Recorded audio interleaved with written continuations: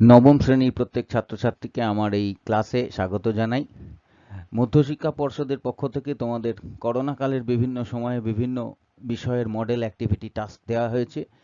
এটা ক্লাস 9-এর জীবনবিজ্ঞানের প্রথম অ্যাক্টিভিটি টাস্কটা। তোমরা হয়তো এটা দেখে ভাবছো যে এটা তো আমরা আগেই উত্তর লিখে স্কুলে জমা দিয়ে দিয়েছি, কিন্তু যদি তোমরা আমার সঙ্গে আমার ভিডিওটার কোনো অংশ স্কিপ না করে থাকো, তাহলে দেখবে যে প্রত্যেকটা প্রশ্নকে আমরা শুধু প্রশ্নের উত্তর কিভাবে লিখতে হবে সেটাই বলিনি, প্রশ্নগুলোতে কত করে নম্বর থাকতে পারে, এই প্রশ্নের সঙ্গে যুক্ত যে বিষয়গুলো রয়েছে সেই বিষয়গুলোর ধারণা সৃষ্টিতে আমি তোমাদের সাহায্য করব, এবং এই ধরনের আর কি কি প্রশ্ন আসতে পারে এইগুলোও আমি তোমাদের সঙ্গে আলোচনা করব।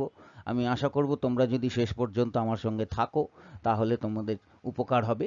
আরও একটা বিষয়, যে ধারণা সৃষ্টির মাধ্যমে আমি এই প্রশ্নগুলোর মধ্যে যাব। প্রশ্নগুলো মাত্র 5 নম্বরের, কিন্তু যে ধারণাগুলো তৈরি করব সেই ধারণাগুলো আমার মনে হয় তোমাদের সহায়ক হবে।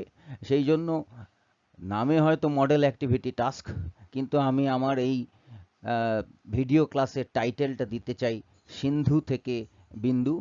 আজকে এই অ্যাক্টিভিটি টাস্কের আলোচনার প্রথম পর্ব আমরা প্রশ্ন 1 এবং 2-এর আলোচনা করব। 3 এবং 4-এর আলোচনা আগামী পর্বে করব। ধন্যবাদ, পুরো ভিডিও দেখো। প্রথম প্রশ্ন, মাইটোকন্ড্রিয়ার একটি পরিচ্ছন্ন চিত্র আঁকতে বলেছে এবং অন্তঃপর্দা, বহিঃপর্দা, ক্রিস্টি, অক্সিজোম এই 4টে জিনিসকে লেবেল করে দিতে বলেছে।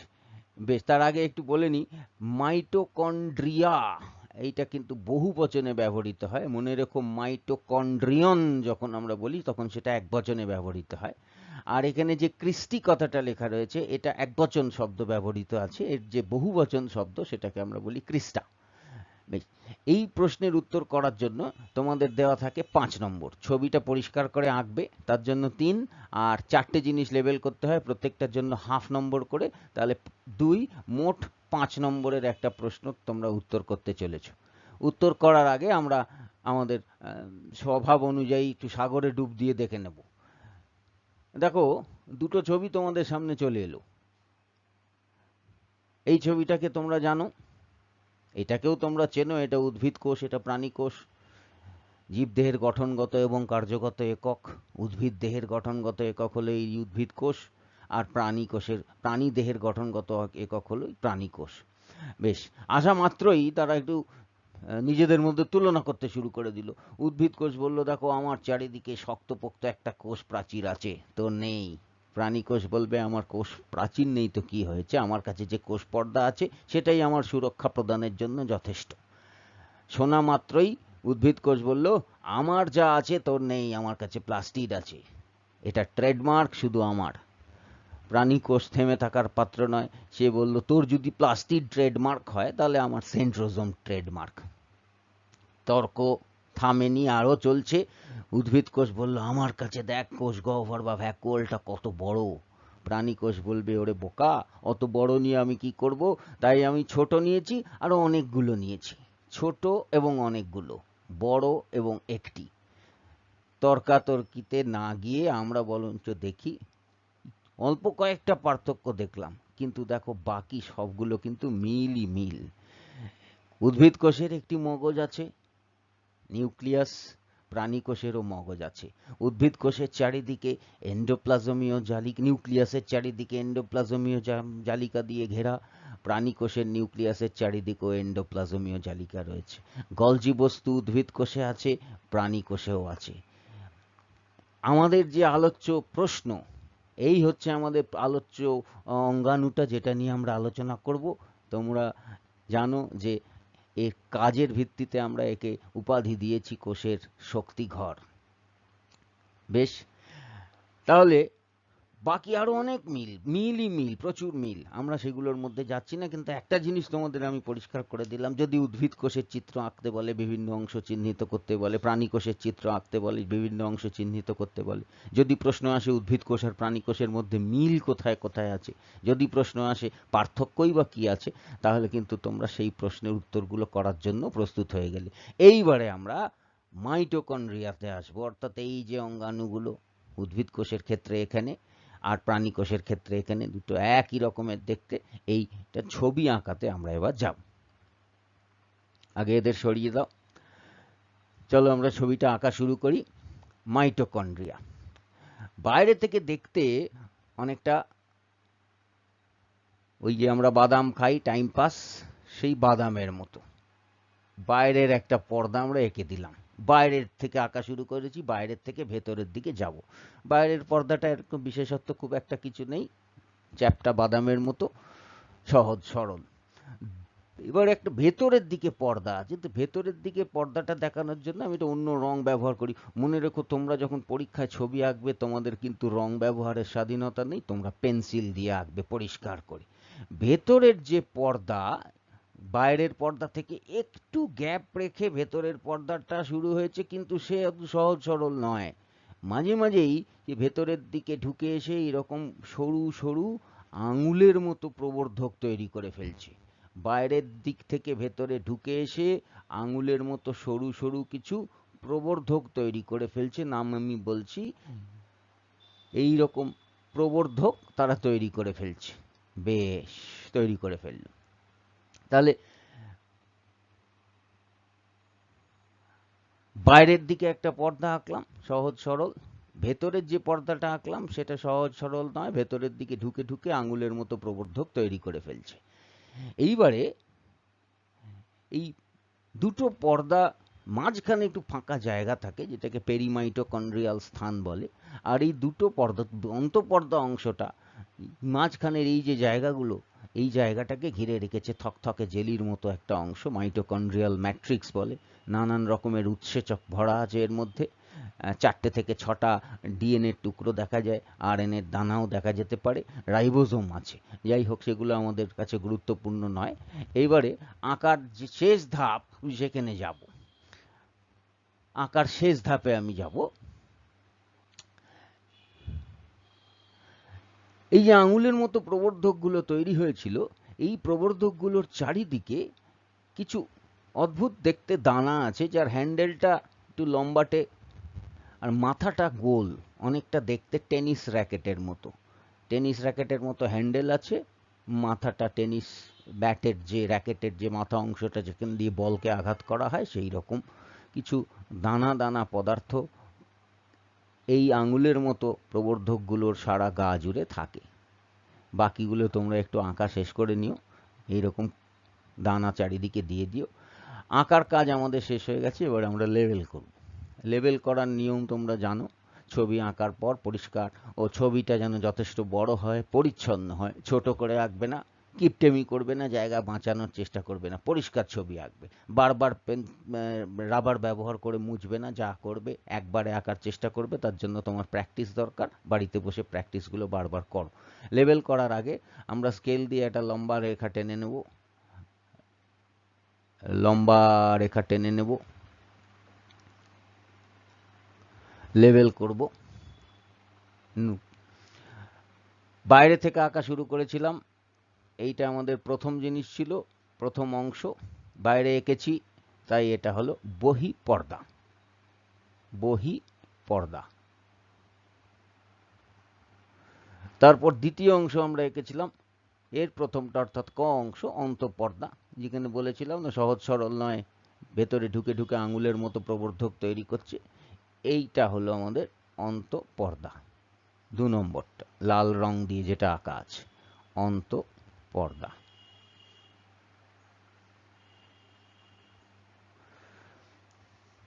এবার আমরা আসবো ক্রিস্টি।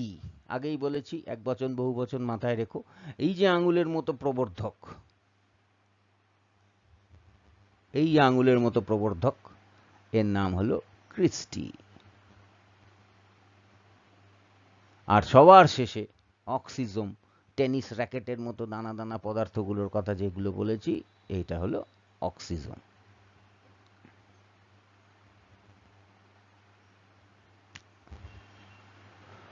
আঁকা শেষ, লেবেলিংও শেষ।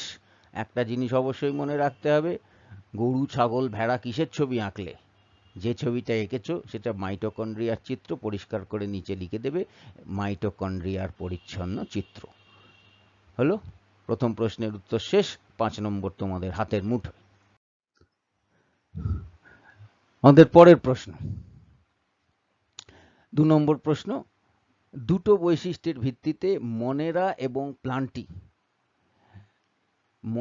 এবং প্লান্টি রাজ্যকে পার্থক্য লিখতে বলছে দুটো বৈশিষ্ট্যের ভিত্তিতে, কোষ এবং কোষীয় সংগঠনের প্রকৃতি। এখানে দুটো কথা বুঝতে হবে, কোষ, কোষীয় সংগঠন।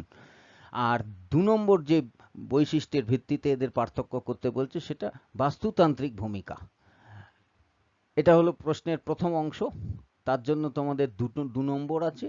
আর যে দ্বিতীয় অংশটা অর্থাৎ হাঙর যে শ্রেণীর অন্তর্গত, সেই শ্রেণীর 3টে বৈশিষ্ট্য যেহেতু লিখতে হবে সেজন্য 3 নম্বর, এই মোট 5 নম্বর। চলো প্রথমে এই প্রথম অংশটা উত্তর করবার আগে আমরা একটু বিস্তারিত আলোচনা করে নিই, অর্থাৎ একটু সিন্ধু দর্শন করে আসি। বেশ, দেখো তোমাদের সামনে দুটো ছবি চলে এলো, 2 রকমের কোষের ছবি তোমাদের সামনে চলে এলো। বিভিন্ন ব্যাকটেরিয়া এবং নীলাভ সবুজ শৈবালের ক্ষেত্রে এই ধরনের কোষ দেখা যায়, আর এইটিকে তো তোমরা চেনো, প্রাণী কোষ।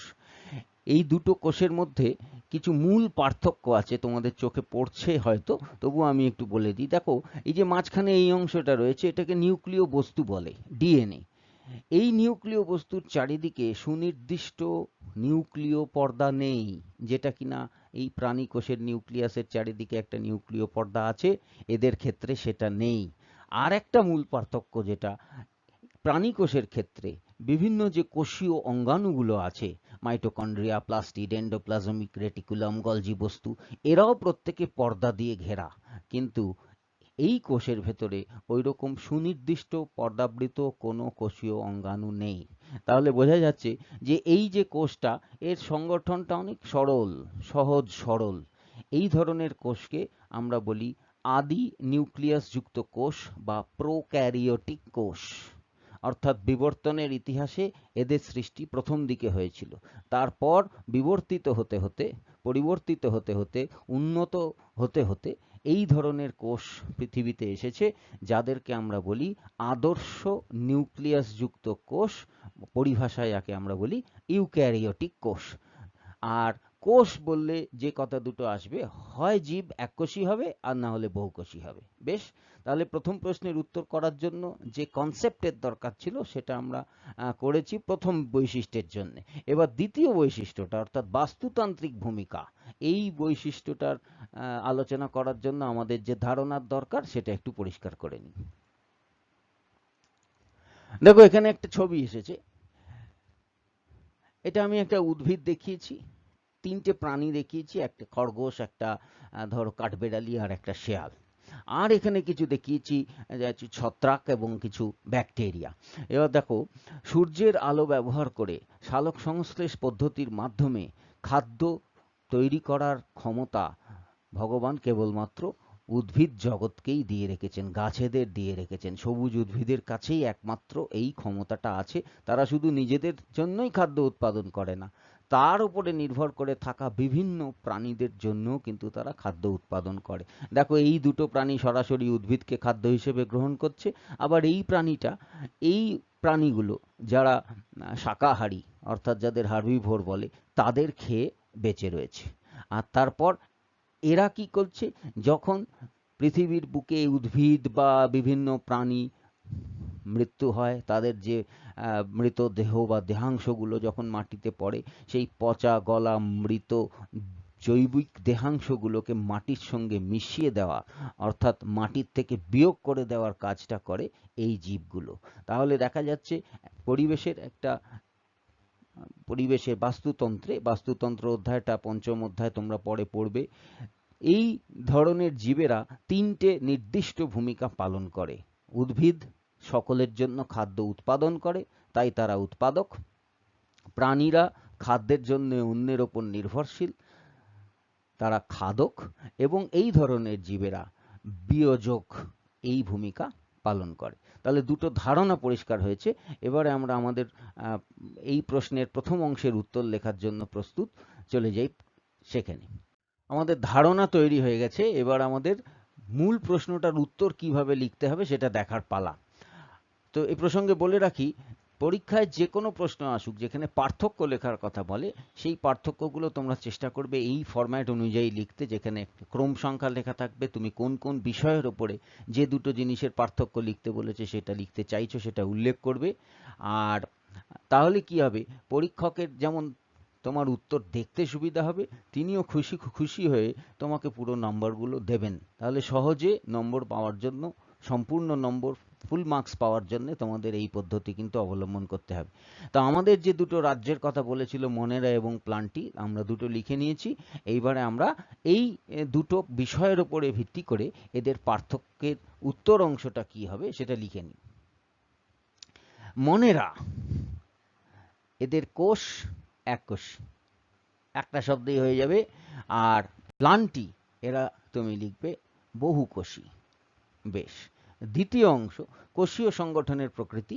মনেরা সব প্রোক্যারিওটিক, অর্থাৎ আদি নিউক্লিয়াসযুক্ত কোষ, এবং প্লান্টি সব ইউক্যারিওটিক ধরনের, অর্থাৎ আদর্শ নিউক্লিয়াসযুক্ত কোষ।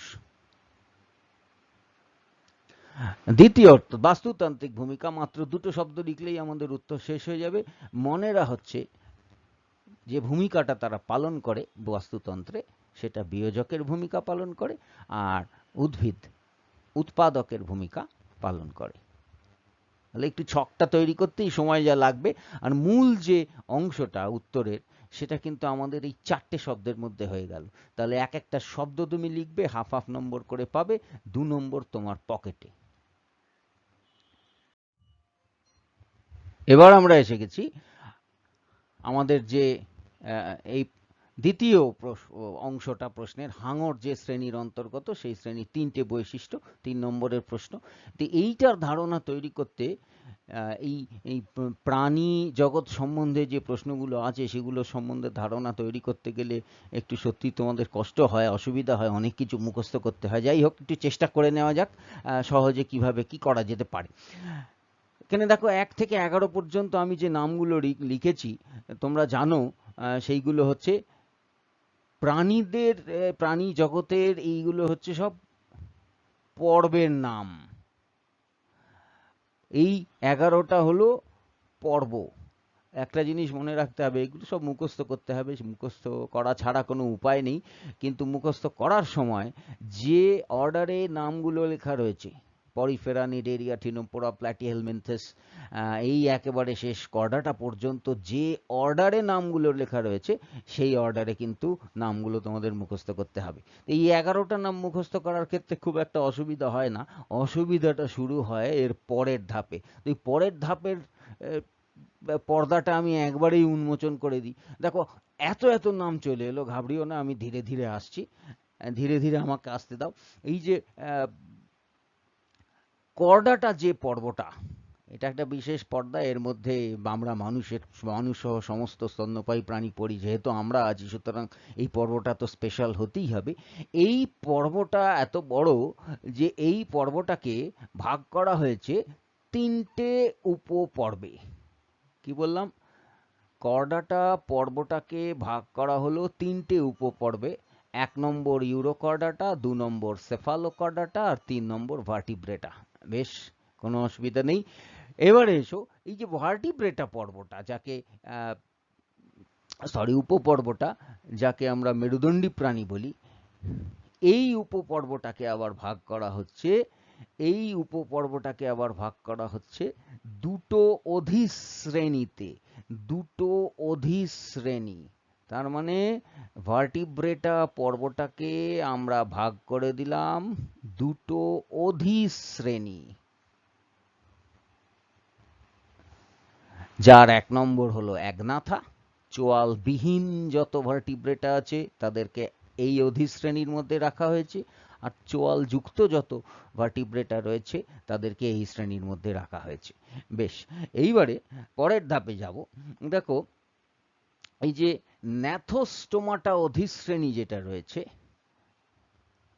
সেই তার আগে বলি, অ্যাগনাথা যে অধিশ্রেণীটা আছে, এই অ্যাগনাথা অধিশ্রেণীটাকে একটাই শ্রেণী রাখা হয়েছে, যার নাম রাখা হয়েছে সাইক্লোস্টোমাটা।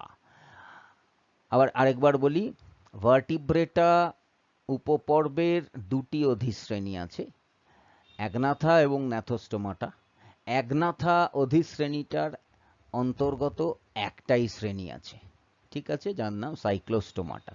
কিন্তু এই যে ন্যাথোস্টোমাটা অধিশ্রেণী, এই ন্যাথোস্টোমাটা অধিশ্রেণীর মধ্যে এই কন্ড্রিকথিস, অস্টিকথিস, অ্যামফিবিয়া, রেপটিলিয়া, অ্যাভিস এবং ম্যামেলিয়া। তাহলে এখানে কটা হলো? 1, 2, 3, 4, 5 এবং 6। এই 6টাকে আমরা বলবো শ্রেণী। কোন অধিশ্রেণীর অন্তর্গত? ন্যাথোস্টোমাটা শ্রেণীর অন্তর্গত। তাহলে এবার এটি সরলীকৃত করার জন্য আরেকবার বলি, একটু মন দিয়ে শুনে নাও। সমস্ত প্রাণীরাজ্যকে এই 11টি পর্বে ভাগ করা হয়েছে। আরেকবার বলে নি, এই নামগুলো কিন্তু পশ্চিমবঙ্গ মধ্যশিক্ষা পর্ষদের জন্য নবম শ্রেণীর জন্য নির্ধারিত যে সিলেবাস, আমি কিন্তু সেই সিলেবাসের ওপর ভিত্তি করে বলছি। তোমাদের বইতে যেভাবে নামকরণ করা রয়েছে, সিলেবাসে যেটুকুনি বলা রয়েছে, আমি কিন্তু সেইটুকুনি বলছি, এর বাইরে কিন্তু আমি কিছু বলছি না। এই বিষয় নিয়ে কোনো বিতর্ক যেন না থাকে।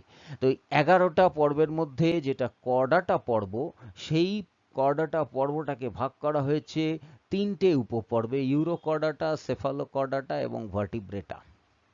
ভার্টিব্রেটা উপপর্বটাকে ভাগ করা হয়েছে 2টো অধিশ্রেণীতে, অ্যাগনাথা এবং ন্যাথোস্টোমাটা। অ্যাগনাথা মানে সমস্ত চোয়ালবিহীন প্রাণীদের রাখা হয়েছে, এবং ন্যাথোস্টোমাটা মানে যাদের চোয়াল আছে। এর পরের যে অংশটা হলো, এই অধিশ্রেণীর পরের ধাপে আসছে শ্রেণী। অধিশ্রেণীর পরের ধাপে আসে শ্রেণী। অ্যাগনাথা অধিশ্রেণীর প্রাণীগুলোর জন্য নির্ধারিত আছে একটাই শ্রেণী, যেটা হলো সাইক্লোস্টোমাটা। অন্যদিকে ন্যাথোস্টোমাটা যে অধিশ্রেণী, তার অন্তর্গত হচ্ছে কটা নাম আমি বলেছিলাম,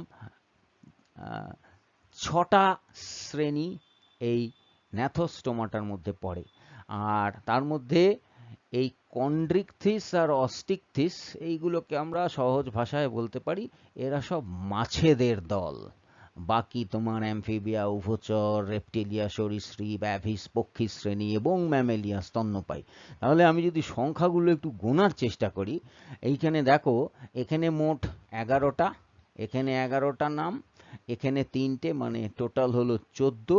অধিশ্রেণীর 2টো নাম মানে 16, আর অ্যাগনাথার একটা শ্রেণী মানে 17, আর ন্যাথোস্টোমাটার আরো 6টা শ্রেণী মানে 17 আর 6 মানে 23। এই 23টা নামের অন্তর্গত তোমরা বইতে দেখবে কমপক্ষে 3টে করে প্রাণীর উদাহরণ দেওয়া রয়েছে, এবং কমপক্ষে তোমাদের 3টে করে এমন বৈশিষ্ট্য জেনে নিতে হবে যেগুলো দিয়ে তোমরা যে কোনো প্রাণীর হয়তো নাম দিয়ে দিল, বললো এরা কোন পর্বের অন্তর্গত। হয়তো একটা নাম দিয়ে দিল, দিয়ে বললো এই প্রাণীটা কোন শ্রেণীর অন্তর্গত লেখো। অথবা একটা প্রাণীর নাম করলো, যেমন এখানে রয়েছে, এখানে যেমন রয়েছে হাঙর যে শ্রেণীর অন্তর্গত, সেই শ্রেণীর 3টে বৈশিষ্ট্য লেখো।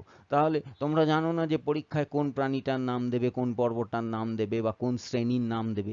আমাদের কিন্তু কমপক্ষে 3টে করে করে শনাক্ত করা যায় বৈশিষ্ট্য, এমন বৈশিষ্ট্যকে কিন্তু মুখস্থ করে ফেলতে হবে। তাহলে 3টে জিনিস মুখস্থ করতে হবে, এই 23টা নাম মুখস্থ করতে হবে, কমপক্ষে 3টে করে উদাহরণ প্রাণীদের মুখস্থ করতে হবে, এবং কমপক্ষে 3টে করে শনাক্তকারী বৈশিষ্ট্য মুখস্থ করতে হবে। এই ছকটা যদি সম্পূর্ণ তোমাদের মাথায় থাকে, তাহলে তোমাদের কাজ করার ক্ষেত্রে কোনো অসুবিধা কিন্তু হবে না। বেশ, এবারে আমাদের যে প্রশ্নটা আছে, অর্থাৎ হাঙর যে শ্রেণীর অন্তর্গত, সেই শ্রেণীর 3টে বৈশিষ্ট্য। আগে আমাদের কি করতে হবে? হাঙর কোন শ্রেণীতে আছে সেটা আমাদের জেনে নিতে হবে। তাহলে হাঙর আছে হচ্ছে এই যে আমি বলেছি মাছেদের শ্রেণী, তার মধ্যে এই কন্ড্রিকথিস শ্রেণীটার মধ্যে আমাদের হাঙর মহাশয় আসবেন। তাহলে আমাদের এই বিন্দুতে আসার আগে আমাদের কত বড় সিন্ধু অতিক্রম করতে হলো সেটা তোমরা নিশ্চয়ই খেয়াল করেছো। এবারে চলো আমরা যে প্রশ্নটা, তার উত্তর অংশটাকে দেখে নিই। আমাদের এই প্রশ্নের উত্তর লেখার জন্য 3 নম্বরের উত্তর লেখার জন্য আমরা সমুদ্রের কতটা অংশ ঘুরে এসেছি, ঘুরে এসে আমরা মুক্তের সন্ধান পেয়েছি। এইবারে আমাদের মুক্তটা তোমাদের সামনে হাজির করার পালা। তাহলে আমরা জেনেছি প্রথম অংশ যেটা হাঙর যে শ্রেণীর, সেই শ্রেণীটার নামটা আগে লিখি। হাঙর হলো কন্ড্রিকথিস শ্রেণীভুক্ত প্রাণী। কটা বৈশিষ্ট্য লিখতে হবে? আমাদের 3টে বৈশিষ্ট্য লেখার কথা বলেছে। 3টে বৈশিষ্ট্য লেখার কথা বলেছে। প্রথম বৈশিষ্ট্য অন্তকঙ্কাল। কি পেলাম? এরা তরুণাস্থিযুক্ত। এ প্রসঙ্গে বলি, আর একটু যোগ করি, হাঙরের বদলে এখানে ধরো অন্য কোনো মাছের নাম দিয়েছে, কাতলা মাছ দিয়ে দিয়েছে, অথবা রুই মাছ দিয়ে দিয়েছে, অথবা ভেটকি মাছ দিয়ে বলেছে এই কাতলা মাছ যে শ্রেণীর অন্তর্গত সেই শ্রেণীর 3টি বৈশিষ্ট্য লেখো। তাহলে সেক্ষেত্রে শ্রেণীর নাম কি হয়ে যাবে? অস্টিকথিস। আর অন্তকঙ্কালের জায়গায় এখানে তরুণাস্থিযুক্তের জায়গায় তুমি কি লিখবে? অস্থিযুক্ত মাছ। 2 নম্বর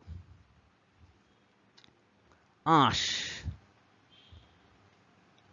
এই শ্রেণীর মাছেদের গায়ে যে আঁশগুলো থাকে সেগুলোকে আমরা বলি, অর্থাৎ হাঙর জাতীয় মাছেদের গায়ে যে আঁশ থাকে সেগুলোকে আমরা বলি প্ল্যাকয়েড ধরনের আঁশ। আর যদি কন্ড্রিকথিসের বদলে যদি অস্টিকথিস আসতো, তাহলে তোমরা সেখানে কি লিখতে? তাহলে সেখানে তোমরা লিখতে হয় সাইক্লয়েড অথবা টিনয়েড কিংবা গ্যানয়েড ধরনের আঁশ লিখতে। তো বইতে তোমরা দেখবে এই প্ল্যাকয়েডের সঙ্গে সঙ্গে আরও যে 3 রকমের আঁশ রয়েছে সেগুলো অস্টিকথিস শ্রেণীভুক্ত মাছেদের বৈশিষ্ট্য, কিন্তু কন্ড্রিকথিসের ক্ষেত্রে কেবলমাত্র প্ল্যাকয়েড ধরনের আঁশ দেখতে পাওয়া যায়। 3 নম্বর আমাদের লিখতে হবে, ধরো আমি লিখলাম বৈশিষ্ট্যটা কানকো। কন্ড্রিকথিস শ্রেণীর মাছেদের কানকো নেই, আর যদি অস্টিকথিস হয় তাহলে লিখতে হবে আছে। আর 4 নম্বর আমরা লিখে রাখি, যদিও 3টে লিখতে বলেছে, 4 নম্বর বাই চান্স যদি ভুলে যাই সেজন্য একটা তো আমাদের মাথায় রাখতেই হবে, পটকা। কন্ড্রিকথিস শ্রেণীভুক্ত মাছেদের পটকা নেই, কিন্তু অস্টিকথিস শ্রেণীভুক্ত প্রাণীদের পটকা আছে। তাহলে এই যে উত্তরটা আমরা লিখলাম, প্রশ্নে ছিল হাঙর কোন শ্রেণীর, সেই শ্রেণীর 3টে বৈশিষ্ট্য। উত্তর আমরা সেই অনুযায়ী লিখেছি, কিন্তু আমি তোমাদের বলে দিলাম যদি শ্রেণী কন্ড্রিকথিসের বদলে অস্টিকথিস হয়ে যায় তাহলে কি কি বৈশিষ্ট্য হবে। অন্তকঙ্কাল সেক্ষেত্রে অস্থিযুক্ত হবে, আঁশ প্ল্যাকয়েডের ক্ষেত্রে টিনয়েড, সাইক্লয়েড বা গ্যানয়েড হবে, কানকো সেখানে হবে আছে, আর পটকা সেখানে হবে আছে। তাহলে তোমরা পরিষ্কার বুঝতে পারছো যে ছোট ছোট প্রশ্ন হলে হবে কি, আমরা সেই প্রশ্নগুলোর উত্তর অংশে যাওয়ার জন্য বিস্তারিত আলোচনা করলাম, যাতে কিনা তোমাদের যে কোনো প্রশ্নই আসুক উত্তর দিতে সুবিধা হয়।